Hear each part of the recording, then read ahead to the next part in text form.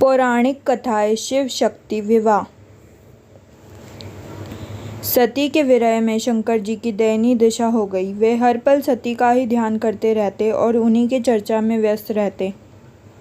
उधर सती ने भी शरीर का त्याग करते समय संकल्प किया था कि मैं राजा हिमालय के यहाँ जन्म लेकर शंकर जी की अर्धांगिनी बनूं। अब जगदम्बा का संकल्प व्यर्थ होने से तो ना रहा। वे उचित समय पर राजा हिमालय की पत्नी मेनका के गर्भ में प्रविष्ट होकर उनकी कोख में से प्रकट हुई। पर्वतराज की पुत्री होने के कारण वे पार्वती कहलाई। जब पार्वती बड़ी होकर सयानी हुई तो उनके माता पिता को अच्छे वर तलाश करने की चिंता सताने लगी।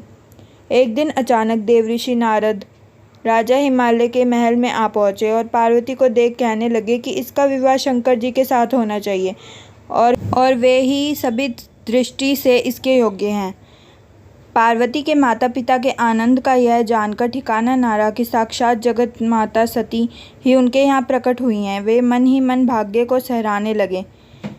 एक दिन अचानक भगवान शंकर सती के विरह में घूमते घूमते उसी प्रदेश में जा पहुँचे और पास ही के स्थान गंगावतरण में तपस्या करने लगे। जब हिमालय को उसकी जानकारी मिली तो वे पार्वती को लेकर शंकर जी के पास गए। वहाँ राजा ने शिवजी से विनम्रतापूर्वक अपनी पुत्री को सेवा में ग्रहण करने की प्रार्थना की।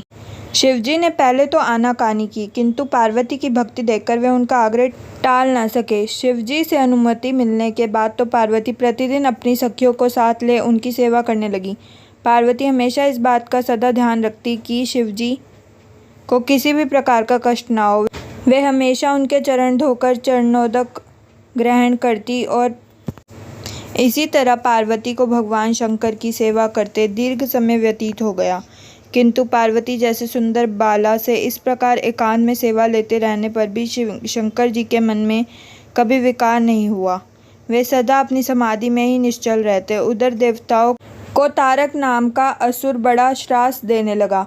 यह जानकर कि शिव के पुत्र से ही तारक की मृत्यु हो सकती है, सभी देवता शिव पार्वती का विवाह कराने की चेष्टा करने लगे। उन्होंने शिव को पार्वती के प्रति अनुरक्त करने के लिए कामदेव को उनके पास भेजा, किंतु पुष्पायुध का पुष्प बाण भी शंकर जी के मन को वशीभूत ना कर सका। उल्टा कामदेव उनकी क्रोधाग्नि से भस्म हो गए। इसके बाद शंकर जी भी वहां अधिक रहना अपनी तपश्चर्या के लिए अंतराय रूप समझ कैलाश की ओर चल दिए। पार्वती को शंकर की सेवा से वंचित होने का बड़ा दुख हुआ, किंतु उन्होंने निराश न होकर अब की बार तप द्वारा शंकर जी को संतुष्ट करने की मन में ठानी। उनकी माता ने उन्हें सुकुमार एवं तप के अयोग्य समझकर बहुत मना किया, इसलिए उनका उमा तप ना करो नाम प्रसिद्ध हुआ। किंतु पार्वती पर इसका असर ना हुआ। अपने संकल्प से वे तनिक भी वंचित नहीं हुई। वे भी घर से निकल उसी शिखर पर तपस्या करने लगी जहाँ शिवजी ने तपस्या की थी। तभी से लोग उस शिखर को गौरी शिखर कहने लगे। वहाँ उन्होंने पहले वर्ष फलाहार से जीवन व्यतीत किया, दूसरे वर्ष वे पर्ण खाकर रहने लगी और फिर तो उन्होंने पर्ण का भी त्याग कर दिया और इसलिए वे अपर्णा कहलाई। इस प्रकार पार्वती ने 3000 वर्ष तक तपस्या की। उनकी कठोर तपस्या को देख ऋषि मुनि भी दंग रह गए। अंत में भगवान आशुतोष का आसन हिला। उन्होंने पार्वती की परीक्षा के लिए पहला सप्तऋषियों को भेजा और पीछे स्वयं वटुवेश धारण कर पार्वती की परीक्षा के लिए निमित्त प्रस्थान किया।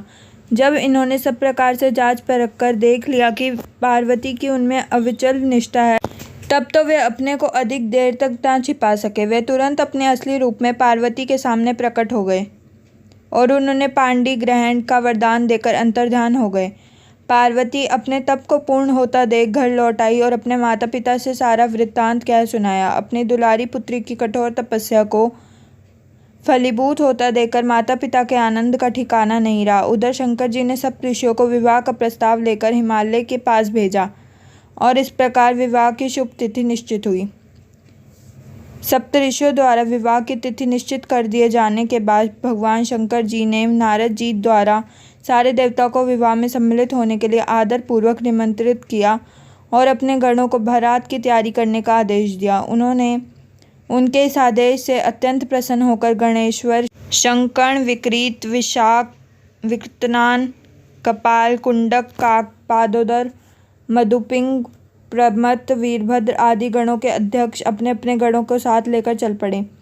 नंदी, क्षेत्रपाल, भैरव आदि गणराज भी कोटि कोटि गणों के साथ निकल पड़े। ये सभी 3 नेत्रों वाले थे। सबके मस्तिष्क पर चंद्रमा और गले में नीला चिन्ह था। सभी ने रुद्राक्ष के आभूषण पहन रखे थे। सभी के शरीर पर उत्तम भस्म पुती हुई थी।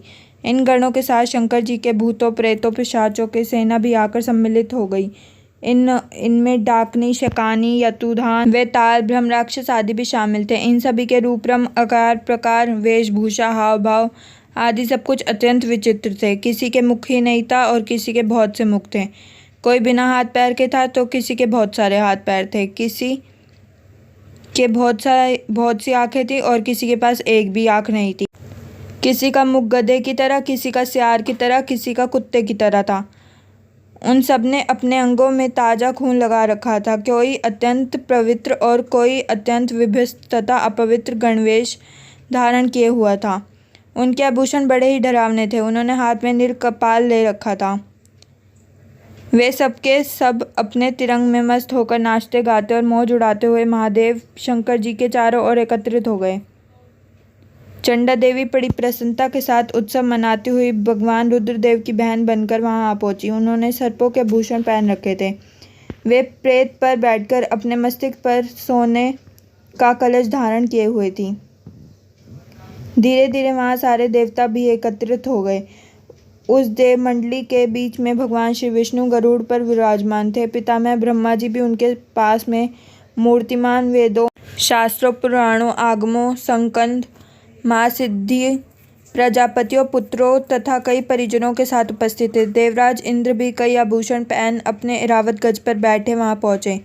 सभी प्रमुख ऋषि भी वहां आ गए थे। नारद, हाहा और हूहू आदि श्रेष्ठ गंधर्व तथा किन्नर भी शिवजी के बारात की शोभा बढ़ाने के लिए वहां पहुंच गए थे। उनके साथ ही सभी देवकन्या भी वहां आ गई थी।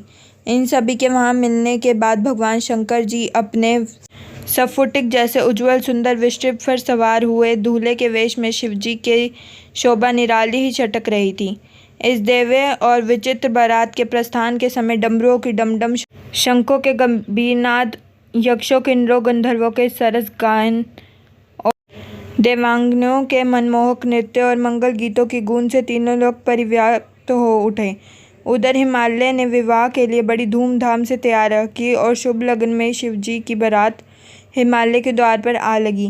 पहले तो शिवजी का विकट रूप देखा। उनके भूत प्रेतों की सेना को देखकर मैना बहुत डर गई और उन्हें अपनी कन्या का पाणी ग्रहण कराने में आनाकानी करने लगी। पीछे से जब उन्होंने शंकर जी का करोड़ों कामदेवों को लज्जाने वाला 16 वर्ष की अवस्था का परम लावण्य रूप देखा तो वह देह गेह की शुद्धि भूल गई और शंकर जी पर अपनी कन्या के साथ ही साथ अपनी आत्मा को भी न्यौछावर कर दिया। हर गौरी का विवाह आनंद पूर्वक संपन्न हुआ। हिमाचल ने कन्यादान किया। भगवान विष्णु तथा अन्य देव और देवी रमणियों ने नाना प्रकार के उपहार भेंट किए। ब्रह्मा जी ने वधोरिक्त रीति से विवाह करवाया। सब लोग अमित उत्साह से भरे अपने अपने स्थानों को लौट गए। Like, share and subscribe. Thanks for watching.